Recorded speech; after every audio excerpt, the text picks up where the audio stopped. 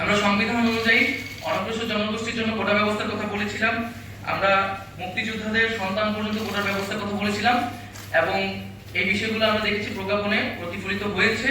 কিন্তু আমরা অনগ্রসর জনগোষ্ঠীর বিষয়টি আরো ক্ল্যারিফিকেশন দরকার এবং বিভিন্ন স্টেক হোল্ডারদের সাথে নীতি নির্ধারণী পর্যায়ে সংলাপ প্রয়োজন। তবে সরকার চাইলে যে কোনো মুহূর্তে কোটা পরিবর্তন করতে পারে।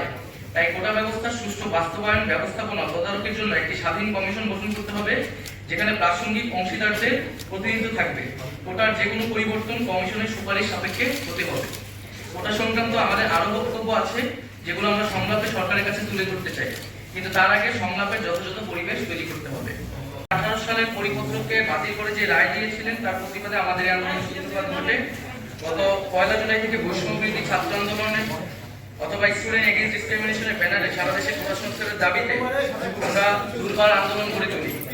আমাদের উদ্দেশ্য ছিল কোটা সংস্কারের মাধ্যমে দুর্নীতিমুক্ত মেধাভিত্তিক একটি নিরপেক্ষ আমলাতন্ত্র গঠন করা, যা একটি সমৃদ্ধ বাংলাদেশ গড়ে তুলতে সহায়ক হবে। কিন্তু শিক্ষার্থীদের শান্তিপূর্ণ আন্দোলনে সরকারের দায়িত্বশীল ব্যক্তিরা বিতর্কিত এবং উস্কানিমূলক বক্তব্য দেয় এবং পরবর্তীতে ছাত্রলীগ এবং যুবলীগের সন্ত্রাসী কর্মকাণ্ড দমন-পীড়ন ও হামলা চালিয়ে এক রক্তক্ষয়ী পরিস্থিতি তৈরি হয়, যেটি অনাকাঙ্ক্ষিত ছিল।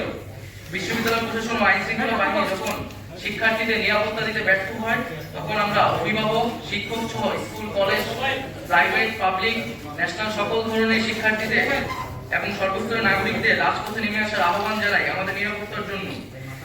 ছাত্র নাগরিকরা প্রতিরোধ গড়ে তোলে এবং পরবর্তীতে আমরা দেখতে পাই যে সারা দেশে ইন্টারনেট বন্ধ করে এক ধরনের ডিজিটাল ক্র্যাকডাউন পরিস্থিতি তৈরি করা হয় এবং শিক্ষার্থীদের হলগুলো থেকে বিতাড়িত করা হয়, যা সুস্পষ্ট মানবাধিকার লঙ্ঘন। পরবর্তীতে সেনাবাহিনী নামিয়ে কারফিউ জারি করা হয় এবং এই অরাজক পরিস্থিতির সুযোগে পরিকল্পিতভাবে আন্দোলনকে নস্যাৎ করার জন্য দুর্বৃত্তরা বিভিন্ন ধরনের নাশকতা করে, বিভিন্ন রাষ্ট্রীয় প্রতিষ্ঠানে আগুন লাগায় ও যানমালের ক্ষয়ক্ষতি করে। প্রতিবাদী ছাত্র নাগরিকের সাথে এই সকল সহিংস ঘটনার কোনো ধরনের সম্পর্ক নেই। এটা স্পষ্ট সরকারের দায়িত্বহীন আচরণ ও দমন-পীড়ন নীতির জন্য এই অরাজক পরিস্থিতি তৈরি হয়েছে। এর দায় সম্পূর্ণ সরকারের। সরকার আইন শৃঙ্খলা রক্ষা ও জনজীবনের নিরাপত্তা দিতে ব্যর্থ হয়েছে। এখন সমগ্র পরিস্থিতির দায় শিক্ষার্থী ও বিভিন্ন রাজনৈতিক দলের উপর চাপিয়ে সরকার পুনরায় দায় এড়াচ্ছে। আমরা প্রথম থেকে সরকারের সাথে আলোচনার কথা বলেছি, কিন্তু সরকার ডিজিটাল ক্র্যাকডাউন করে ক্যাম্পাস থেকে শিক্ষার্থীদের বিতরণ করে রাস্তায় নিরীহ জনগণের উপর গুলি চালানো অবস্থায় আমাদের সংলাপের আহ্বান জানিয়েছিল। আমরা সেই আহ্বান প্রত্যাখ্যান করেছি। ফলস্বরূপ আমাদের আন্দোলনের এক নম্বর সমন্বয় মোহাম্মদ নাহিদ ইসলাম অর্থাৎ আমাকে গুম করে 24 ঘন্টা শারীরিক ও মানসিক নির্যাতন করা হয়। অন্য কিছু সমন্বয় সরকারের প্রতিনিধির কাছে তাদের বক্তব্য, কিছু দাবি পেশ করতে গেলে সেটাকে সংলাপ বলে মিডিয়ায় প্রোপাগান্ডা চালানো হয়। গুম, গ্রেফতার, প্রোপাগান্ডা, ডিজিটাল ক্র্যাকডাউন, কারফিউ, রাষ্ট্রযন্ত্রের সকল শক্তিকে ব্যবহার করে সরকার বৈষম্যবিরোধী ছাত্র আন্দোলন ও প্রতিবাদী ছাত্র নাগরিককে ছত্রভঙ্গ করে দেওয়ার চেষ্টা করেছে। করে এখন কোটা সংস্কারের প্রজ্ঞাপন দিয়েছে। রক্ত ও লাশের উপর দাঁড়িয়ে প্রজ্ঞাপন শিক্ষার্থী ও নাগরিকদের প্রতি নির্মমতার আরেক ইতিহাস হয়ে থাকলো।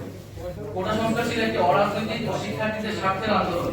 সরকার এটিকে প্রথম থেকে রাজনৈতিকভাবে মোকাবেলা করতে চেয়েছিল।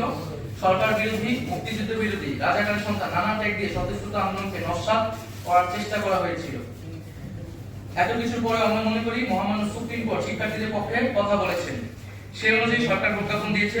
কিন্তু আমরা সুস্পষ্টভাবে বলতে চাই, কোটা ব্যবস্থার অন্যতম প্রধান স্টেক হোল্ডার হচ্ছে আন্দোলনরত শিক্ষার্থীরা এবং পাশাপাশি অন্যান্য কোটা যারা প্রায় তারাও এই কোটা ব্যবস্থার একটি স্টেক হোল্ডার একজন।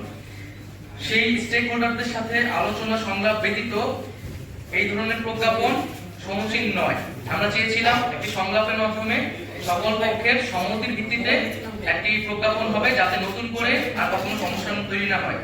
সংলাপের যথাযথ পরিবেশ তৈরি করে শিক্ষার্থীদের অংশগ্রহণ নিশ্চিত করে কোটা সমস্যার চূড়ান্ত সমাধান আমরা চাই। গত কয়েক সপ্তাহে রক্তক্ষয়ী পরিস্থিতিতে সারা দেশে কয়েক শত ছাত্র নাগরিক শহীদ হয়েছেন এবং কয়েক হাজার লোক আহত হয়েছেন। হতাহতের সঠিক সংখ্যা এখনো পাওয়া যায়নি। অনেক বাবা এখনো সন্তানের লাশ খুঁজে বেড়াচ্ছে। এত রক্তের উপর দাঁড়িয়ে আমরা কোটা সংস্কার চাইনি। আমরা সকল হতাহতের বিচার চাই। আমাদের আহ্বানে সকল শিক্ষার্থী এবং নাগরিকরা রাজপথে নেমেছিল। আমরা জনগণের কাছে বলতে চাই যে আমরা জনগণের সাথে আছি।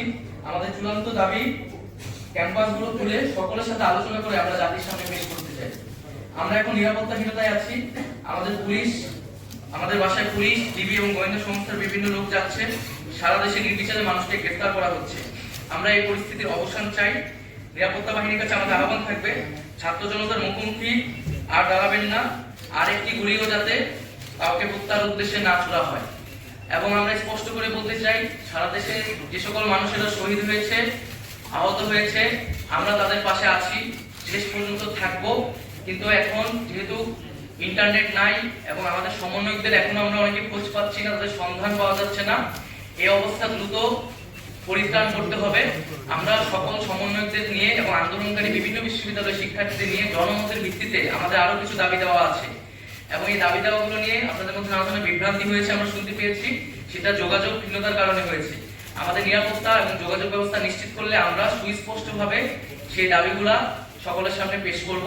তার আগে আমাদের প্রধান যে বক্তব্যটা হচ্ছে, আমাদের নিরাপত্তা দিতে হবে এবং আমাদের গুম গ্রেফতারের যে হয়রানি সেটি বন্ধ করতে হবে এবং আমাদের ক্যাম্পাসগুলো শিক্ষার পরিবেশ নিশ্চিত করতে হবে। ধন্যবাদ সবাইকে।